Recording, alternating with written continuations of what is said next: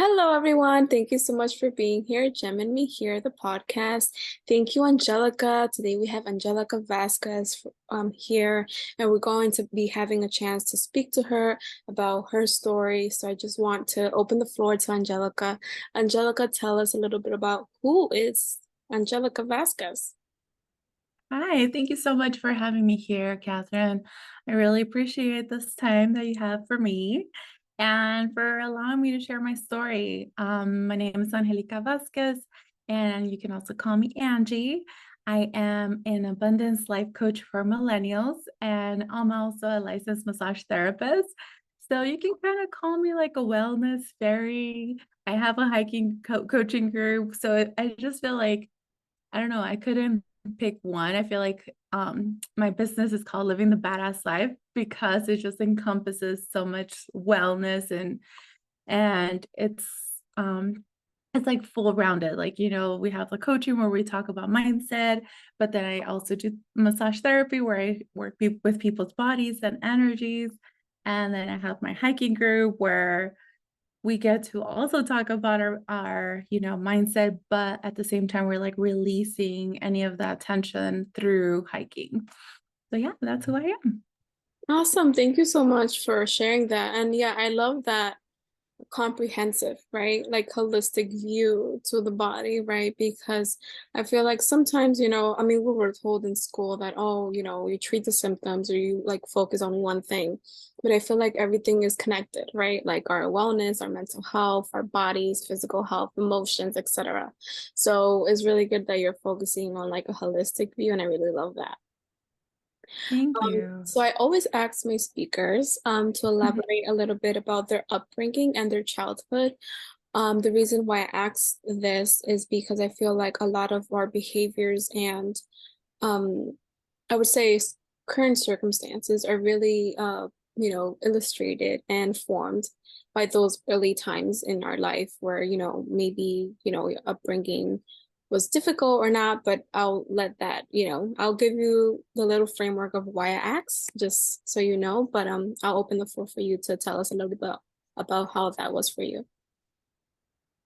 Thank you. It is such like a big component of our lives. A lot of the times we don't realize until we're like in therapy or having like deep conversations about, oh shoot, I'm doing this because this happened in my childhood. And so yeah, I have had a lot of hours exploring my childhood in therapy. One of the main there's a couple of things, being a woman and a Mexican woman in America. I think that's just like one thing that can be hard. My parents, they spoke only Spanish. So then there was that like transition of like only knowing Spanish and then all of a sudden like having to only speak English in school. I feel like that was like one of the hard things about growing up here is like feeling like you don't know where you belong. Like I would go to Mexico and then I would be called gringa, but obviously I don't look gringa. So Yes, you don't. yes.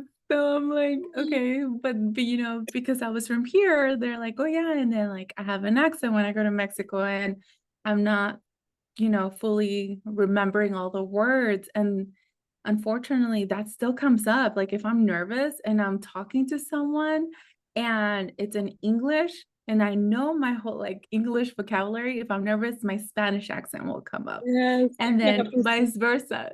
Yes.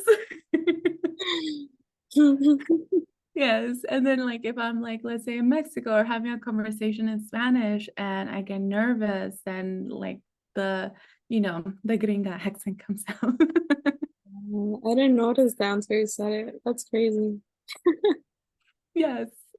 So I feel like that's like one of the main things that I think like as a new generation here in the States, it can be really hard just because overall, like I feel like that affected my self-esteem, even speaking. And like now that I'm a coach and I'm doing like interviews and stuff like that, like I realize I'm like, oh shoot, no wonder it's so hard for me to speak because like even in my household, like I would be like trying to speak in Spanish and I would say the word wrong and they start laughing instead of helping me. Mhm. And so I was like, no shit, I'm traumatized, like till now. Oh, yeah. Yes. So, and like, I think that is like a lot of the things that we have to deal with as, like I said, as like a new generation here. But like, it can go deeper because then if we feel like our voices are not heard, then we hold back. And I think that's one of the things that's happened in my past, that I held back a lot because it was just so hard to speak. Yeah, I love that. It's crazy like how similar we are. And I was just laughing, trying to, compose myself because just that comment that you said about like speaking, right? And as, speech. Like I remember when I was in grade school, I used to get taken out for like pronunciation. And looking back, I'm like, oh my God, like that was something. Like maybe obviously that was like a weakness of mine, right? Growing up, maybe because I was like speaking two languages or because I couldn't pronounce like stuff. Maybe I was dyslexic and I was never like diagnosed. And I'm like just like going in this rabbit hole about like it's crazy how, bilingual could be obviously a blessing and a curse, but it's also like overlooked and just looked as like, oh, you'll be fine, not really like giving us maybe the tools and kind of resources that we need to kind of digest both worlds. Um, and yeah, it's difficult. So it's crazy to see how common and well, how similar we are. Yes. It's it's cool now. Like I feel like when we were younger, I don't know if you had this experience, but you like a feeling like you want to hide your like I wanted to hide me being Mexican, not consciously, but like subconsciously, like feeling like I had to hide that part of me. And like now that we're like grown-ups, we're like, oh yeah, I listen to like cumbia or whatever. And like we're able to finally embrace like all of us. But I think all of ourselves, but I think like in the past when we were younger, it was like, oh my God, like it's embarrassing if people know that, you listen to this kind of music, or like your parents don't know English. And then like, I don't know, like it's sad looking back. It is. It really is. And I don't know, like, if you have other siblings, or if you're the older or youngest one. Like from my experience, I was the oldest, from my mom's side, and that was like probably like the nuclear more closer family that I've like grow up with. And I was always around like adults, right? So I've always had like a very mature, you know, um, ladylike, if you will, right? Like personality, right? So I will be like the most mature, like very preserving kind of like in terms of like behavior, language, what I consume, the way that I behave in the classroom, my interactions with like, it was just I consider myself an outsider just because of the fact that I was like more mature and I didn't like have the same interests as like other people of my age had. And I Mhm. felt like I didn't blend in. Like, oh, there would be like jam into like rap, and I'm like, like I'm so like here listening to bachata merengue, like, right? And it's Yes. like, damn, like I feel like I don't fit in. And now that you kind of mentioned, it's like, yeah, like you kind of constantly fight it, and then it comes to a point where you're like, fuck it, like I'm me, right? And you kind of embrace and learn how to be you, or you just like shut down and be like, I'm just gonna do my own thing, right? It could go like different phases, I guess, will be the ideal. But it is hard, being first gen because it's like a transition of like all of our values and kind of transforming that into like what makes sense in this new world. Yes. I totally like resonate with feeling like an outsider. I felt like I was like I'm the middle child, but my older sister, she's like 11 years older than me, and she got pregnant when she was like 18. So she kind of left the house kind of early. So I did feel like I was like the oldest one in a way, because I was the one helping my parents with like all the paperwork, translating, all of that. Like there's so much freaking pressure as a kid to like deal with paperwork that you never even like had to deal with, like, you know what I mean? Mm. And But I did feel like an outsider for such a long time. It felt really lonely, I think. Feeling so mature and not relating to other people with their interest. Mm. And then at the same time, it's like having to hide like that part of me of being Mexican. And even I think even like and in my corporate job, I was working at a spa. It still felt like very Americanized. So it felt like I had to hide that part of me still. I think I'm barely like fully embracing it now that I have my own business, that I get to be myself, like my whole self. I feel like this is a different type of freedom of expression that most people don't get to have. Like I even think about like people who have to like hide their curly hair in like professional settings. Like what the heck is that about? You know? It's just um yeah, I can't imagine having to hide that part of me any longer. I love that. And that really kind of popped a bubble like in my head of like, right, we're in April and we're celebrating, or I don't know if it's a celebration. I don't know, we're promoting, right? Because it's not even a celebration, right? Because It's of awareness, yes. exactly. It's awareness month, sexual assault awareness month. And so when you were talking about the loneliness and kind of the isolation, right, that exists, right, in our cultures, and the lack of maybe awareness of, existing communication, education, like all these things kind of put us at risk, right? At risk for, these things to happen to us. And I just wanted to have a brief conversation with you. We're going to be talking well around the conversation about you, but just to make this stop Mhm. thinking about, sexual assault and like how prevalent and how serious you think, this is in our society. It could be Hispanic overall, right? Could be Mexican, Latinos, or Latinx. How common do you think this is in our community, and how could we fix it? Well, it's really, really common. I did get molested when I was 5 or 6.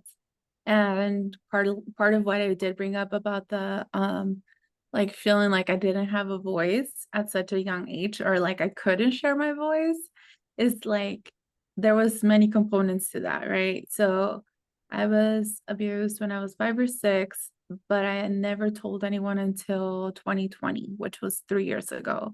And that just shows how much trauma there can be from feeling like your throat is closed. There's like the throat chakra, but it's like we're suppressed in different areas, like just in our families and then like society.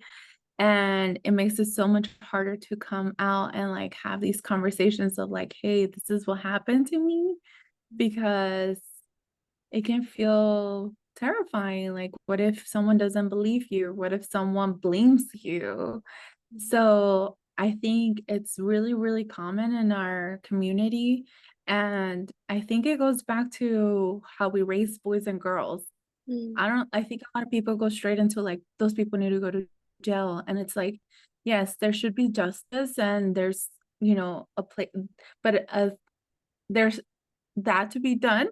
mhm, But I feel like that doesn't fix the core problem of this. And that is that we're not raising boys and girls in the best way. mm, Boys, we're always like, oh, don't let them cry. Like, you're a boy, or like you're the man of the house. And it's like, as a society, we don't allow boys to express their emotions. And like the thing with a lot of these people who are abusers is that most of them were also abused. mm, mhm. So if they're not allowed to express their emotions at such a young age, then what's going to make them want to share that something like that happened to them, Yeah. especially as a guy? Like, I feel like their egos, their pride, like whatever it is, like will not allow them, like I feel like it's easier in a way for a woman to share their experience about this, and it would be for a guy,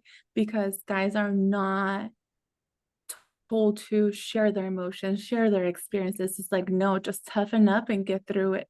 But guess what? Then they start, going into addictions like alcohol abuse, drug abuse, sex abuse, like all these things. And then they end up harming others. And of course, there's women that also abuse, but I do feel like a lot of, like, when it comes to boys, that has to be shifted for them. And then when it comes to women, I think stop saying like "Calladita es más bonita," you know what I mean? Or like, as a woman, we're conditioned to look for someone for permission. We're conditioned to follow someone else for orders. Like we're not taught to think for ourselves. And so I think that's where a big impact would be, like where I think it's like where we would get the most impact is if we start with the kids. I love that. I really, really do. It kind of wraps up with my first question about your childhood, right? Because Mm-hmm. the way that our parents parent us and the way that their parents parent them, and like it's like a cycle, right? A cycle, generational trauma, Yes. and it keeps dragging. And if we don't speak about it, right, the first step, obviously, speaking about it. This is why, like, we're having you and I this conversation because I feel like, Mm-hmm. obviously, it's hard to like sit here and talk about like our vulnerability and things that have happened to us, but it's so important because other people who have experienced it feel like they're not alone. That's one. And the people who are parents, right, try to prevent it for future generations, right, with talking to their kids the way that they raise them, right, teaching them to speak up, right, to like protect their bodies, consent, right, etc. And feeling safe to come to them, but tell them if something is happening. Yes. um this all that, like, lack of communication, lack of affection.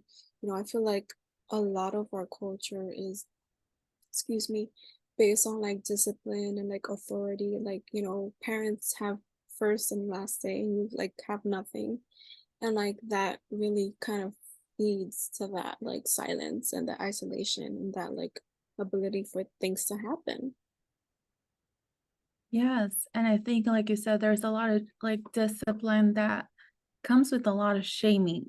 So, Yeah. like, if a kid makes a mistake, I think a lot of the parents, like, and I'm saying that because I experienced that, like, even till I love my mom, so it's nothing against my mom. Mhm. But one of the things she's really good at is like making me feel guilty, and it's like, I think a lot of the times unconsciously, especially in especially in the Latino community, like moms will put a lot of guilt onto their kids, and that doesn't allow for self-expression. Mhm. That makes you feel like everything's your fault. So that doesn't just that's not going to stop at you spilling the milk. It's going to go to everything. Like everything is your fault. And Right. so that makes it so much harder for someone to be like, yeah, this happened to me, because sometimes unconsciously we internalize that as that was my fault when it comes to like sexual abuse. Yeah. It's crazy. And I feel like, for those who have experience, the step forward is really like healing, right? Healing that, speaking to other people about it, people who know, what you're going through, and therapy. Mhm. Because if not, like we said, the cycle continues, and you could hurt other people in other ways, verbally, physically, etc. And it's just not good, right? It just repeats itself. Um, just to kind of close out this, I guess, section of our interview, Mhm. what would be something that you will like would tell your 5 to 6 year old if you have the chance? Oh my God, I've been telling her lately so much, because just like it's not your fault and it's okay if you make a mistake. I think Like, unfortunately, when you're a kid, what happens and what I learned from therapy and all of that is that the way our ego is still developing, we definitely internalize it even more as it's our fault. Mm, So even as a grown up, seeing like, okay, this person did that to me for whatever reason, I still don't have a lot of anger or hate towards him. I tend to have more hate and anger towards myself because any time I make a mistake, I start feeling like it's my fault and like I don't like it's just hard to just be like, it's okay to make a mistake. mm, You're a good person. So that's what I would tell her. I love that. I really want to hug you right now. I know we're like Oh, thousands of miles away. Um, but it's so, beautiful to be able to even do that, right? To be able to talk to your younger self because obviously, at that moment in life we feel so lonely and so isolated. And like, mhm. you know, I feel like that little girl is still inside of us, like seeking and crying, right? For like validation, for love. And just know that, I see you and I value your emotions. And I just pray, that we continue to heal, we continue to empower, and like it probably will be like a lifelong process, right? Like I feel like you never get to that peak as everything in life, right? You could always do better. You could always feel better about something. Mhm. Always continue to grow in that space. But thank you for being vulnerable with us about that story. Thank you. I really appreciate it. You make me feel so comfortable. I'm like, since the first time I met you, obviously it was virtual. I was like, oh, such a good heart. Oh, thank you. I truly appreciate it. Um, thank you. I really, really, really like appreciate those words because, in this work, it could be very overwhelming as I shared before, right? Like Mhm. there's certain conversations and people that you meet that you actually like connect, right? Not like, oh, Yes. yeah, let's hang out, let's talk. No, but like you actually feel it. Like that's what I mean. Yes. Yes. I totally did. Thank you. Alrighty. Well, I love the essence and like the work that you do about manifesting because I've been like studying myself too. Mhm. One of my mentors in that area, I'm not sure if he is yours, is Bob Proctor. So just wanted to Mhm. kind of see how you got into this manifestation arena and like how you will like how could we like implement it in our daily lives? Okay, so I think it started when I was like 16. And it started with my budget, my planner, and my bucket list. And I don't remember anyone else around me doing it. Like YouTube was not that big of a deal back then. And I don't know, I just started having like, well, actually, let's backtrack a little bit. So I was a good girl, meaning like I never fought for what I wanted. So it would be like if my parents would say, no, you're not gonna go, then I'd be like, okay, I'm not going. And so when I started making money, that's when I was like, oh, good. Like, I started having power. So I started to see, like, okay, I have this much money. What can I do with it? And so started like, and when can I do it? So then I would like, that's how I started creating what I wanted. And little by little, I started like being more and more confident in my power to achieve those things. And I pushed myself like I'm such a big scary cat. And I started with like ¿cómo se llama? Parasailing in Acapulco. Wow, Like my dad thought girl, you went big. yes. Go big So or I go like home. I yes.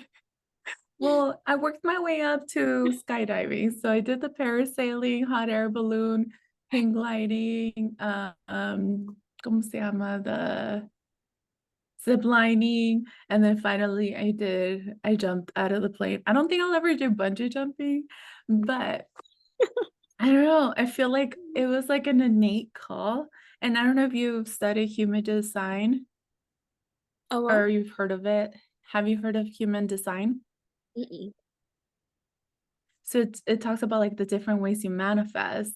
Mm, And it's funny because one of them is manifester, and that's the one I am. So I think it was just always natural to me to just, I don't know, start creating. And like the more I created and I saw my power, I was like, ooh, what else can I do? So I like I love would it. just like build on that. I love that. That's cool.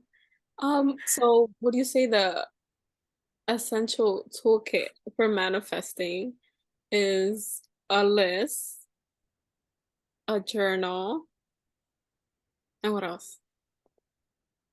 So it would be the list and the journal and then the budget and the calendar. Yes. Because and the thing is, like, so many people have this like taboo around money, but it's like so many of our dreams have to do with money. And the thing is, like, the more what I love, like the shift that's happening too, is like more good people are having bigger amounts of money so then they can do things that, um, to help the world. And I think, okay, so I kind of went off track, but yes, I think it's very important to have the budget so that you can be very intentional with where you spend your money. I Mm, think it's all about intentionality. It's not necessarily about restricting yourself to a point where you can't do anything. It's like, okay, like maybe for the next month I'm not gonna go out and eat, but in 2 months I'm gonna go and have my trip, you know, and figuring out ways. And the thing is, like, along with that money mindset, mm, there's also like the abundance mindset. Like sometimes you don't even need to spend cash on the things you want. One of my examples is I manifested my puppy. I wow. was in New York City in 2015 and I saw a pug and I was like, I love pugs. Like I wanted one so bad. And I saw how much they were online and didn't focus on how much they were. There's some like around 500 or whatever. And I just kept telling everyone, like, hey, I want a pug. I want a pug. And for whatever reason, I didn't buy it. And then one day, so that was July. And then in October, my friend found a 8-month-old pug in the street. And she's like, do you want her? I was Oh like, my yes, this God, is mine. that's So awesome. it So I think it's like having a good relationship with like abundance. Yes, sometimes it's gonna involve money. And I think like I'm learning more and more about creating like generational wealth. I'm not there yet, but I do know that there's abundance in the world. Just like birds are able to eat every day, animals that don't have money. Yeah. So there's that. And then I think it's really important to schedule things like um it really creates a sense of, well, for me in the past, it was a control thing. And now it's more of like, I just feel like, okay, I feel comfortable that, let's say I have a goal and I'm not going to be able to complete it right now. But if I put it in 3 months, then I don't have to like stress about it, because it's still going to happen. And I think what happens with a lot of people, they never write it on the calendar. They always say later, later, later, and then it never happens, like whatever goal they have. And so, one thing I've learned through the seminars and all of that, personal development, is just the importance of how short life is. Like we keep saying later, but we don't really know how much time we have. We don't know how much time the people around us have. So it's about being intentional with your time and how, like, what do you want in your life? And I think a lot of people have been held back because of the labels. Like, you're a mom, you can't do this, you're a woman, you can't do this. And that's why I love that I'm coaching millennials, because I feel like millennials is the first generation Mhm. that gets to add a different description to those labels, you know. I love that. I Yeah. really do. I feel like if you're failing to plan, you're planning to fail. And Hmm. I always have like my agendas, my to-do list for the day, my calendars, alarms. Like some Yes. people are like, oh, like that's too much. I don't like yesterday, like was my Sunday kind of laid back family day. And I didn't, look at my calendar or put alarms. I didn't really Yes. have much to do other than go to church. And I didn't like actually pay attention to my calendar. And, I guess it's a good thing and a bad thing, right? Because I'm Mhm, like, okay, like I rely so much on these tools. mhm. But at the same time, it's like, they're like there to like assist me and to like help me be sane and organized. So why not? Right. And it's Yes. whatever rolls your boat, right? Like some things might work for you, some might not. But I feel like organization definitely helps. And it helps you clear like your mind so you don't have it all in here. You could just write it down and plan it. And it's like, breathe. Yes. It's not Yes. happening. Um, Brain dumps are amazing. I love them. I'm like, yes, I could breathe now. Yes. I wanted to ask you, like, what has been, I know you mentioned like webinars and things like that, but like, what has been some resources that you have like utilized to help you like be on that manifestation road? Because I feel like before, like, I've done manifestation on my own, but I feel like you could lose it. You could lose that like fire or that like spark of like, Mhm, I don't know, growth or like manifesting. So how mhm. could you like continue on that road? Well, I definitely love vision boards. And I know some people are like, I don't know, some people say some controversial stuff about them because they think that, well, some people just rely on the vision board. And it's like, okay, no, the vision board is a reminder, but then you also have to do the work. Exactly. It's not gonna like it's here. Yes. That would be nice. Exactly. Yes. I really like visualizing. So like closing my eyes and just like really picturing what like, what something will look like and feeling it and being happy right now as opposed to waiting for the future. And I think community is like a big deal too. Just like if you're not in the right community, you can definitely lose like that kind of spark as well because if people are gossiping or people are just like, I don't know, some people really like to crap on other people's dreams. Like it's just so mean. And like so, there's like this quote that people say, or I've seen it on social media, like don't share your dreams, keep it like to yourself. For me, what that says is that you're not around the right people. Exactly. That's what I was Because mm, yes, because my people will be like, yes, hey, like let me connect you to this, let me help you with this. Just like I would do that for them. Like, someone tells me their dream, I feel like I'm in the lookout for them. yeah, So part of I it don't too. know. Yes. I love that. It's so true. And I feel like going back to our Latin Hispanic roots, which we have so many blessings, but we also have a lot of toxic traits. Yes. And I feel like growing up, he was like, "Oh, no le diga fulanito," because it's like based on like gossip, right? Like, oh, people don't want the best for you, or just like insecurities and like talking about people and bashing people and just like not wanting the best for people. Like I feel like that's a common thread, and like it's hard to like grow up in that atmosphere and like, okay, now like no. And it's like you said, it's that switch, right? Of like, okay, I Mhm. grew up in that space where like people don't want to share their things with other people because of, their influence, I guess, on it. But now like Mhm. being in the space where you're like, no, like what is for me is gonna be for me, and like you're driven by like faith, by your own actions, by your own mentality and manifestations, right? So Yes. there's we have control over instead of like putting, I guess, the control on other people's um Actions or their malos deseos or whatever. It's like, I'm protected. right. And yes, and I think the other thing that happens in the community is like kind of hoarding resources. Mhm.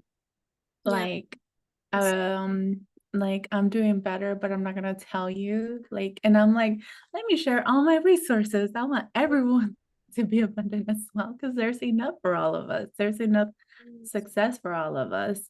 I think one of my biggest mentors is Gabby Bernstein. Mhm. Um, and she has like the book, The Universe Has Your Back. So Ooh. it's very based on like faith instead of fear. Yeah. I love that book. That's one of my Bibles, along with like The Alchemist. Have you read that one? I haven't. It's on my carrito. There's so many, there's so many books. The universe has your back. And Hmm. The Alchemist. Yeah. Okay. You know what's so funny? I actually was like gonna ask you like what are some books that you recommend? And you came along and shared anyway. Okay. So for now, The Universe Has Your Back and The Alchemist. Yes. Is there another one you might want to share for our audience and I to read? Um, I like You're a Badass with Money. Hmm. There's so she has a whole series, but like You're a Badass with Money is a really good one too, about really dealing with your mindset about money. And like, because I think some gurus, when it comes to money, it goes with abundance, right? And some gurus are very strict, like have your budget and be very strict. And it's like that gets you so far. And sometimes that can be too controlling and too strict for some people, especially if you have, like, I found out last year that I have ADHD. So, like, people with ADHD, depression, like different mental disorders, it's so hard to be so strict on a budget when you're also having like these other mental things going on, you know? And a lot of the times we do spend to feel better. Hmm. So, anyway, so I believe that there is more to budgeting and money mindset than just being strict with your budget. I think there are sometimes where if you're at a low point, like it's harder for you to manage your money. And then there's also that part of like the universe has your back. Like you might manifest things. Like I have manifested so many things. Like last year, I wanted to go to, I don't know if you follow the Mujeron movement. Mm-mm. Okay, so she's Sonia leads that, and they were come. So it was a conference of Latina entrepreneurs, coaches, all of that, and they were coming to Phoenix, and I was like, I really want to go, and I couldn't. I was already investing in my personal coach and my business coach and therapy, and so like I'm already doing all these things, and I'm like, I can't do it. And so what did I do? I was like, I started praying. I was like, God, if I'm meant to be there, show me how I'm supposed to be there. Mhm. And then I remembered one of the speakers is Erica. Um she's from LA, I believe. So she Mm. was talking about in one of her podcasts how she volunteered for another conference, and so I was like, oh, maybe I can volunteer. So I messaged them and she's like, we don't need no more volunteers, but we're going to do this giveaway. So I entered the giveaway right away and, I won. And Yeah, so I was able to be there. I love that. And Oh my so, God. yes. So you So that's, manifested it. That's amazing. I love that. So you were able to, that's like, I'm sorry. you made it to the conference. Yes. And that's the thing. Like so many people stop at like, no tengo dinero. I don't know if you heard that at your house, but I heard that a All lot. the time. All my Yeah, life. and so yes. So you stop at that and then you just give up on your dreams and it's like I surrendered to my circumstances. I think in the past I would have put it on a credit card and I had already said like I didn't want to put more things on a credit card. So like I surrendered to my circumstances and then I still asked for another way and it was given to me. And that's what I want to share with like, all my coaching clients or anybody who listens to me. I really love that. And it's a breath of fresh air, to listen to and just to talk to you. Um, because I feel like we're living in a world, right, of a lot of scarcity, even though there's so much, right? So much information, so much this, so much that, you name it. But there's also this mentality of like there's not enough, right? Of Hmm. whatever, clients, money, resources, etc. It's like there is, right? If it's for you, it's for you. And it's like a lot to do with your mindset, your faith, right? You mentioned God a Hmm. lot, and I love that. Um, but also, your ability to like know that you're worth it, that you deserve it, that you could get it, right? Like Mm-hmm. believing that you could. Because if then you believe you can't, then you cannot, right? Like Yes. Yes. basically that's it. You kind of made your mind and you made your destiny true. Um, Yes. just having that mindset. So thank you for reminding me because I really have a lot of manifestation to do. It's like I said, it's like I feel like you sometimes like know the information, but like you kind of Yeah. lose that practice, right? The daily practice Mm-hmm. or the because life happens, right? It does. And it can be hard at some points when life is just like, I don't know, throws you these things. And I think that's why so many people end up growing so grumpy.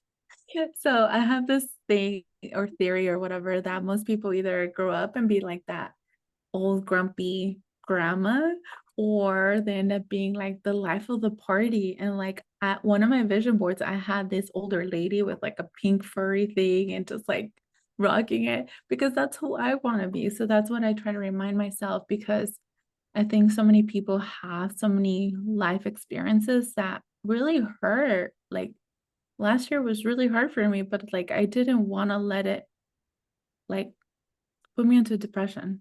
Mhm. So I remind myself, like, who do you want to be? Do you want to grow up and be that grumpy old person who can't stand anybody? Or do you want to be this happy person who's like, yeah, shit fucking happened, but I lived and I kept going. Yeah. And like one thing that I love from do you listen to Les Brown? Yes, I love him. Oh yes, he's so good. There's one video that like I'll listen to in the morning. So he's like, of course things are gonna happen to you. Who do you think it should happen to? Do you have some emails or phone numbers to it could happen to them? Oh my Like, God.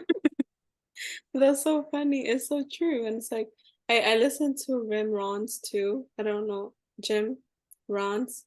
He's oh, like, Jim Rohn. yeah, he's I love him. Like he's so sarcastic in his wording. Like Mhm. like at the end of the day, like you want to change your circumstances, you want to change, your life. You have to Yeah. change you. Start with you. And that's how you Mhm. change your circumstances and your outcomes. And he also mentions in his video that it rains in the poor and the rich. It doesn't matter. Like circumstances and phases happen. What is Yes. different is like how you act, how you behave, and the action that you take from there. So it's Mhm. really I listen to them all the time, like all day long. Like I would just like try to make sure that I'm like Mhm. listening to these things because you need that reminder. Like you obviously you know it, but like I said, like things happen, your emotions and like mental like battles, right?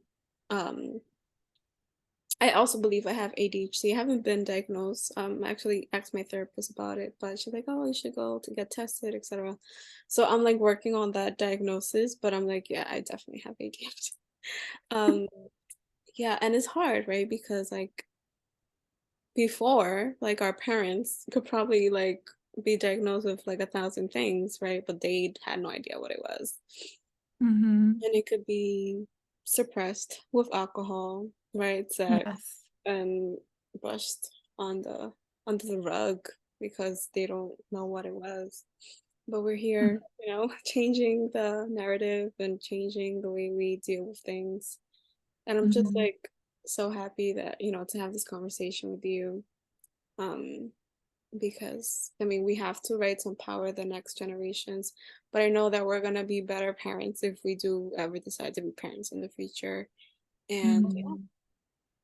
so Yes. I'm a great auntie. I'm like, my nephew loves me. And I love that I like one thing that I love doing with them is like timers. I'm like, okay, we're gonna be here for this amount of time. And like now he doesn't like he like, at the beginning it was like harder to get him out of like let's say we went to a play place. Mhm. And so now he knows there's a timer. Okay, once the timer hits, it's time to go. And it's just I think as a kid you need structure and then also keeping your word. Mm, When people don't keep their word with you, you lose trust. Yes. So yes, That's already so starting with the nephews. I love it. I really do because it's like you see, what it does to them, the structure, and they're so happy and healthy, and they're not like having a tantrum because they know, Yeah. it's just like being able to like speak to them differently and like treat them Mhm. differently than we were treated before, right? We were just like, oh no, cállate, let's go, whatever, right? Yeah. With no warning, just because they felt like it. And I don't know if you ever were Like, in those smack like your hand. oh my Oh God. my God, we laugh Yes. about these things, but this was our life, girl. This was our life. Like, I know, well, that kind of reminds me, one of the things with like going to therapy as a first generation, I think sometimes it can be hard with the therapist if they don't understand our culture. Hmm. So, I guess one of the things I would like the listeners to know is like, don't give up on therapy if your therapist didn't work out. So many people are like, oh, I tried therapy, it didn't work. And I'm like, well, that's like saying like your hairstylist didn't do a good job, so you're never gonna go to one. Like, no, you try a different one. Exactly. I love that. Thank you for bringing that up. Um, I've only had one therapist, and now I have to look for another one. She's like leaving the firm. She's gonna start her own thing. I'm like, no, girl, like, no, why are you leaving me? But I know I wish her all the best, and I'm happy, Yes. it's like a bittersweet moment where I'm like, okay, it's time to like move on to something, because you need like certain perspectives and like a different person, Mhm. kind of like, I don't know. It's a new beginning, but it's definitely hard to kind of switch, right? Once you already kind of establish like a rapport and like trust with somebody, Mhm.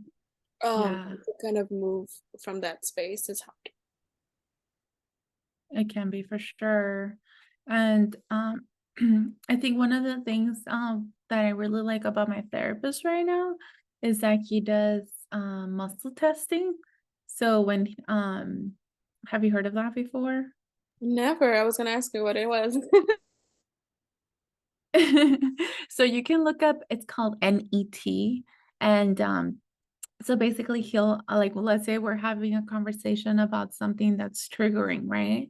So then he'll be like, okay, stand up, and then I'll have like my arm out, and then he'll like press on it and be like, okay, is this something that happened? No, first he goes into the emotion, like, is this anger, shame, frustration, like, and so we go into that, and then he'll go into like, okay, is this something that happened between the ages 0 to 5 or 5 to 10, and going like that, and then he'll be like, okay, what is something that happened at that age, and how that can be the real trigger for the situation that's happening right now. And then he like taps my back, like certain like energy points to kind of help like tap out the emotion out of like my body. And then after I feel like lighter, and it's pretty cool. Wow, I've never heard of that. I'm Yeah, and that's definitely. the thing. There's so many different alternatives. Like, have you ever had energy work done? Like either Reiki, cranial sacral. Okay, so I've I've been wanting like to. You the you do what? Reiki or no? You just do massages, right? Or do you do I Reiki? do Reiki. Hmm. I do.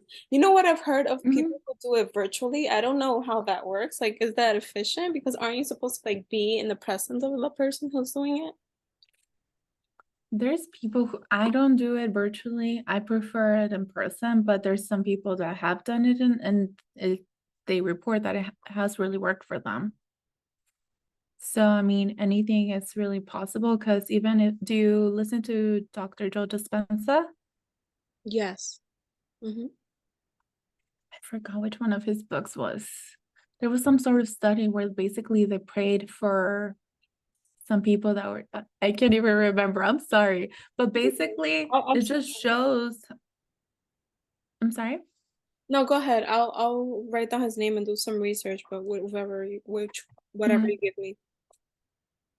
Okay, I'll look up the book. But it was basically they had prayed for this group and it helped them heal. So that's why I feel like it is very possible that you could do virtual because like energy is just so powerful. Mm, And he does a lot of like scientific studies. So like he's a really good source of like bringing the scientific part with like manifesting and like healing woo woo stuff. So then it gives some proof to those people who are still like yeah, not believing. I love that. Okay. This is great. I love this because I mean, I'm like, so I do, like I do have a background in science, I would say, because I, did Mhm. my studies in public health and I've been in hospital like most of my career. So most of it, it's really like based on, right, like evidence and like treating the symptoms and stuff like that. So that's why like I pursued public health because it was more of a holistic view. But once you see that it's not like the person could be treated or, you know, I don't know, better out of the hospital. Like they, like there's so much work that could be done, like in terms of like healing and like alternative medicine to like better the person. It's crazy, like Yes. if people actually practice these things, like what is the future of medicine look like? Yes. Do you follow Dr. Amen? Oh, Dr. Amen? no.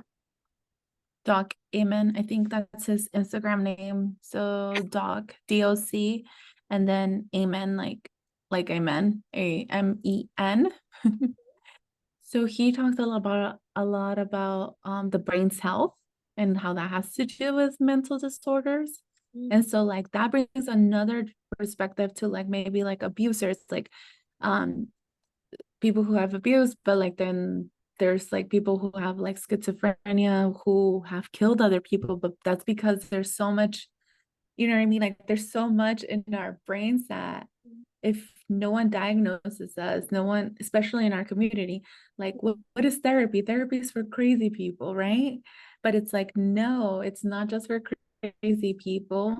And so many people who get untreated can definitely do a lot of harm because in their way that they're trying to feel better, it might hurt other people.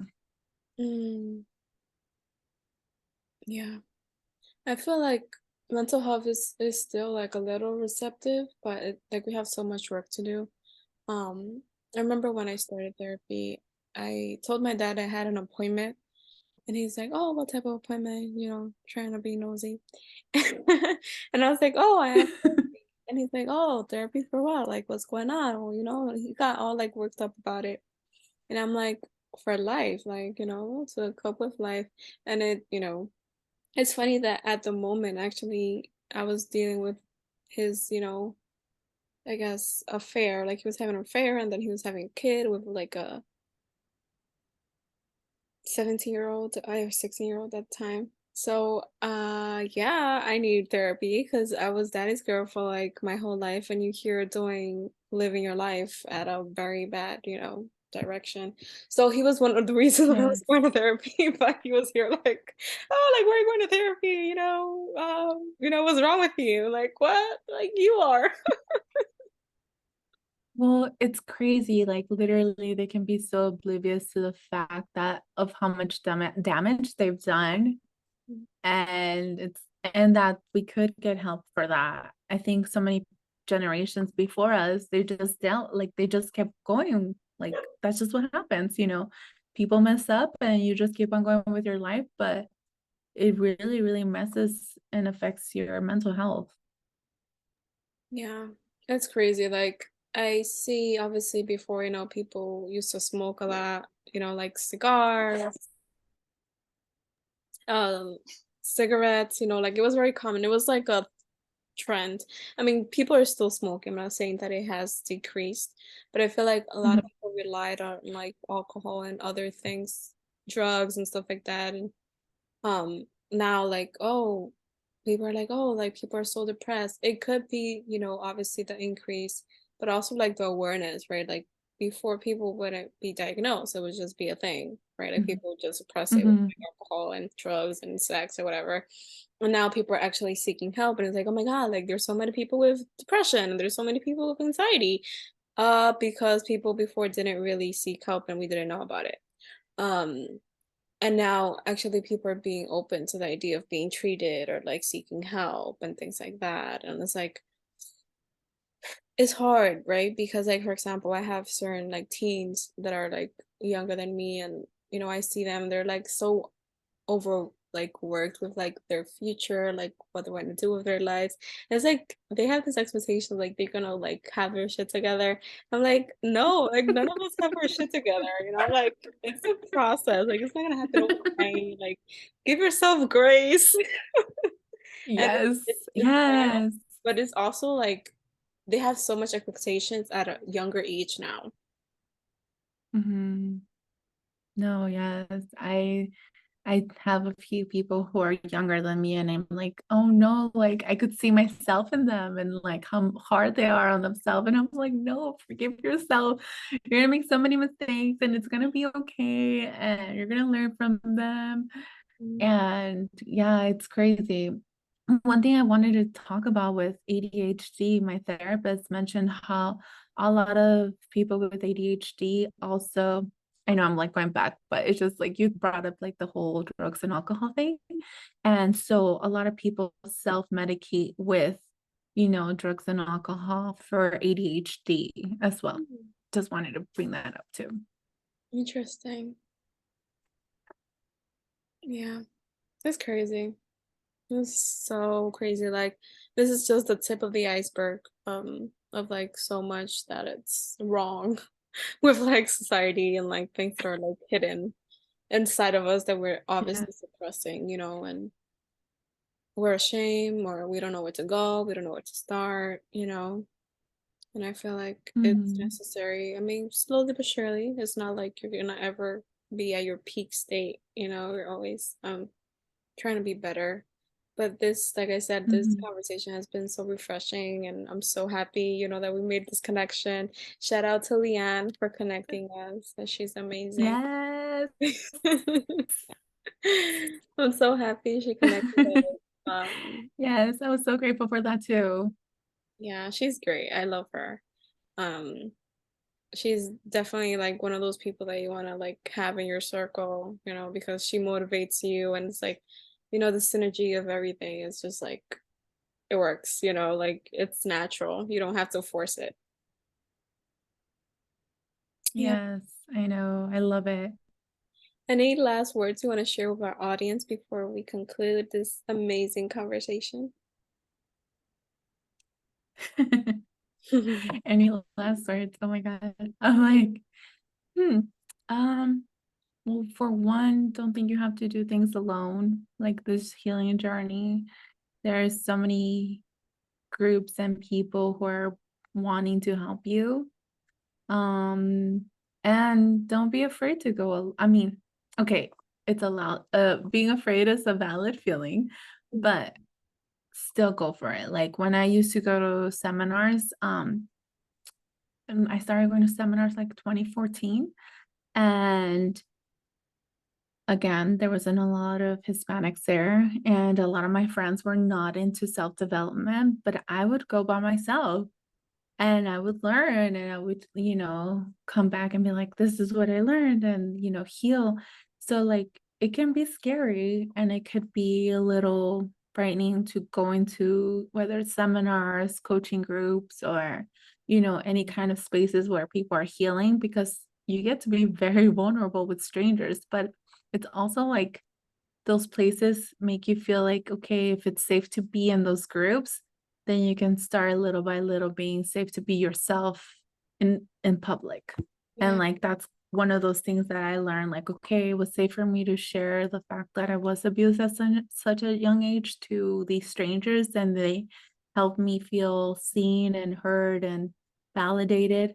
And now I'm here talking about it in a podcast and, sharing it for other people. Yes. I love that. Is opening and planting that seed, opening that door and planting that seed. And I feel like um there's so much or so many people like living in their heads about, what could go wrong, what could they say, and so much fear in the world. I know that I used to live in a place of fear, but like once you like get out of that like cycle, like there's so many opportunities and like blessings on the other side of that. Yeah, so it's okay to be afraid. Definitely tell your inner child that you have their back and in those spaces where you feel scared. But then also, if you feel like, listen to your intuition. And if you feel called to work with a coach, you feel called to work with a certain therapist, you feel called to go to a retreat or a seminar, then also allow yourself to go there. Yes, I love that. Take action and take control of your life. I Yes. love it. Thank you, Angelica, so much for this conversation. You're always welcome here on Geminme the Podcast. Could you share with our audience where they can find you? I will also share in the show notes. Thank Yes. I really appreciate it. It was such a good conversation. And like I said, you make me feel so comfortable, such good energy, big heart. thank you. You can find me on Instagram. I'm mainly on there under Living the Badass Life 11. And then I'm also on TikTok. It's a little bit more silly or whatever, but it's Living the Badass Life. And then my website is livingthebadasslife.com. Awesome. Thank you. Bye, Thank you everyone. so much. Bye.